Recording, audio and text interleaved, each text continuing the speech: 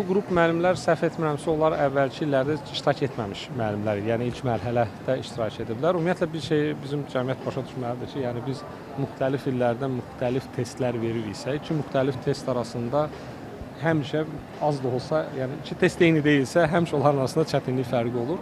Sual ondan ibarətdir ki, bu çətinlik fərqi əsaslı çətindir, yoxsa belə deyək də nəticələrə təsir edəcək qədər çətindir, yoxsa yox. Biz onları eşidirik, görmüşük və mənim yanaşmam bundan ibarətdir ki, hal-hazırda biz ki, sertifikasiya prosesi gedir. Bu nazirlik üçün kifayət qədər yəni yüklü bir prosesdir.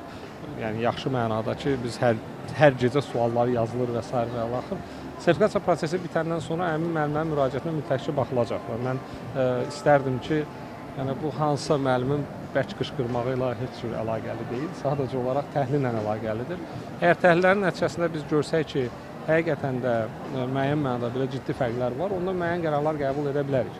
Sadəcə olaraq dediyim kimi, bu sırf statistik, yəni bunun rəylə yox, çünki sualların çətinliyini statistika ölçür və bizim də bununla bağlı müəyyən təhlillərimiz olacaq və sadəcə o müəllimlərimizdən indi səbirli olub gözləmələrini xahiş edəcəm. O mənada ki, onsuz da əmək haqqı əlavələr və yaxud da qərarlar növbəti tədris ilindən verilir. Bu yəqin ki, bizdən bir neçə həftə ala bilər, yəni bu təhlil prosesi. Çünki biz digər müəllimlərimiz də var, digər işlərimiz də var, digər proseslər də var. Yəni xahişim ondan ibarətdir ki, səbirli olsunlar və hər bir savadlı, bacarıqlı müəllim bilməlidir ki, Elm və Təhsil Nazirliyi həmişə onların yanındadır və biz heç bir zaman ədalətsiz qərar vermirik.